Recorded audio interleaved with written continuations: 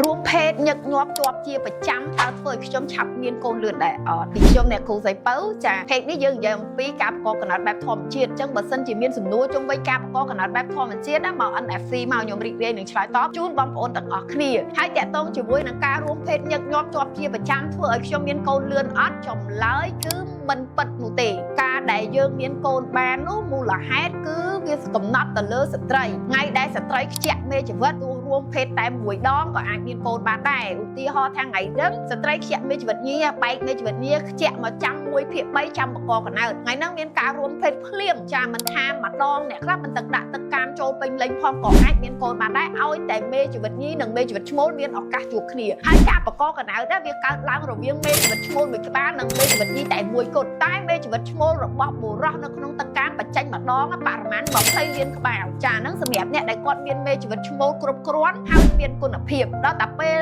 យើងរួមភេទញឹកញាប់ពេកទៅតែបើយើងអត់មានមេជីវិតញីខ្ជាក់ផងហ្នឹងវាអត់ចំថ្ងៃមេជីវិតញីខ្ជាក់ផងហ្នឹងរួមភេទយ៉ាងម៉េចក៏មិនអាចមានកូនបានដែរឧទាហរណ៍ថាមេជីវិតញីខ្ជាក់អាទិត្យក្រោយយើងរួមភេទអាទិត្យហ្នឹងយើងរួមភេទមួយថ្ងៃ4 5ដងមួយថ្ងៃ4 10ដងក៏ដោយក៏វាអាចមានកូនបានដែរចាហ្នឹងខ្ញុំនិយាយតាមបច្ចេកទេសវិទ្យាសាស្ត្រហើយទី2កាលណាបុរសពិតមែនការផលិតមេជីវិតឈ្មោលគឺមានរៀងរាល់ថ្ងៃចាតែបើសិនជាការបញ្ចេញមេជីវិតឈ្មោលឬក៏បញ្ចេញទឹកកាមហ្នឹងវារហូតញឹកញាប់ពេកអាការផលិតហ្នឹងផលិតបានពេលខ្លះបានតែទឹកកាមគ្មានគុណភាពទេមេជីវិតឈ្មោលហ្នឹងវាអសកម្មមេជីវិតឈ្មោលហ្នឹងវាខ្សោយវាអត់មានកម្លាំងវាអត់មានរូបរាងពលាំងល្អអញ្ចឹងណាចាអាហ្នឹងក៏យើងមិនអាចបង្កកំណើតបានពេញលេញបានដែរហើយបើចំបរោះដែលគាត់អត់មានមេជីវិតឈ្មោលផងឬក៏គាត់មានសុខភាពបន្តពូជផ្លូវភេទរបស់គាត់អត់មានទឹកកាមមេទឹកកាមគាត់ខ្សោយទឹកកាមគាត់តិចទឹកកាមគាត់ខ្សត់ទៀតរួមភេទរាល់ថ្ងៃខ្លះណាឈានទៅដល់កម្រិតមួយដែលគាត់មិនអាចបញ្ចេញទឹកកាមបានថារួមភេទទាំងអត់មានទឹកកាមក៏មានដែរហើយមួយទៀតក៏វាតាក់ទងជាមួយនឹងកម្លាំងសុខភាពរាងកាយរបស់គាត់ដែរគឺវាអាចធន់បានទេ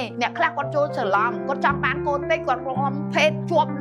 ជាប្រចាំរហូតហ្នឹងគាត់ប្រើថ្នាំប្រើអីជំនួយផ្លូវភេទចាបងប្អូនទាំងអស់គ្នាខ្ញុំនិយាយតាមបទពិសោធន៍បច្ចេកទេសចំណេះជំនាញគឺធ្វើបែបហ្នឹងអត់ត្រឹមត្រូវទេបងប្អូនត្រូវស្វែងយល់អំពីឧបសគ្គដែលធ្វើឲ្យខ្លួនឯងលំបាកនៅក្នុងការមានកូនទី1ហើយទី2ត្រូវស្វែងយល់អំពីរបបអាហារចំណីអាហារឬក៏វីតាមីនឬក៏ពេលវេលាសមស្របនឹងតិចវិធីសាស្ត្រដែលនាំឲ្យយើងនឹងអនុវត្តទៅត្រូវឆាប់មានកូនលឿនអញ្ចឹងជាបទពិសោធន៍ខ្ញុំក៏អត់កូនដែរ5ឆ្នាំអត់កូនមកមានកូន3ជាប់គ្នាចាហើយនឹងបទពិសោធន៍នៅក្នុងការជួយអតិថិជនឲ្យមានកូនប្រហែល6-7ពាន់នាក់អញ្ចឹងខ្ញុំអាចមានចំណេះដឹង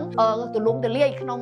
វិស័យហ្នឹងដែរអញ្ចឹងបងប្អូនគិតថាត្រូវការជំនួយឬក៏ត្រូវការសួរនាំអីផ្សេងសូមកុំខ្មាស់អៀនឬក៏ក្រុមខ្លែងចិត្តអីចាអាចសួរខ្ញុំនៅក្នុងវីដេអូនេះបានខ្ញុំនឹងរីករាយនៅក្នុងការបកស្រាយឬក៏ឆាតសួរផ្ទាល់ក៏បានដែរដំណឹងដល់ពិសេសមួយសម្រាប់បងប្អូនទាំងអស់គ្នាពីខ្ញុំអ្នកគ្រូសៃពៅខ្ញុំបានបង្កើត course online មួយឈ្មោះថា The Power of Fertilization ដែលយើងផ្ដោតទៅលើការបង្កកំណើតបែបធម្មជាតិលឿនហើយនិងងាយស្រួលចាជាគន្លឹះសំខាន់ជុំវិញមូលហេតុដំណោះស្រាយហើយក៏ដូចជាការបញ្ចូលនៅធម៌ពល mindset មួយចំនួនដើម្បីឲ្យការបង្កកំណើតរបស់បងប្អូនទាំងអស់គ្នាអ្នកលំបាកមានកូនឬក៏អ្នកចង់បានកូនបែបធម្មជាតិឬក៏អ្នកចង់ស្វែងយល់ជុំវិញបញ្ហាមានកូនជុំវិញបញ្ហាបង្កកំណើតហ្នឹងគឺបងប្អូនអាចចូលទៅរៀននៅក្នុង course online ហ្នឹងដែលមាន workshop ជាច្រើនដែលយើងអាចចែករំលែកនៅខាងក្រៅបានអញ្ចឹងសម្រាប់អ្នកដែលគាត់ចាប់អារម្មណ៍ complete inbox យើងនឹងទទួលបាន special ជាកាដូពិសេសផងដែរចាអរគុណ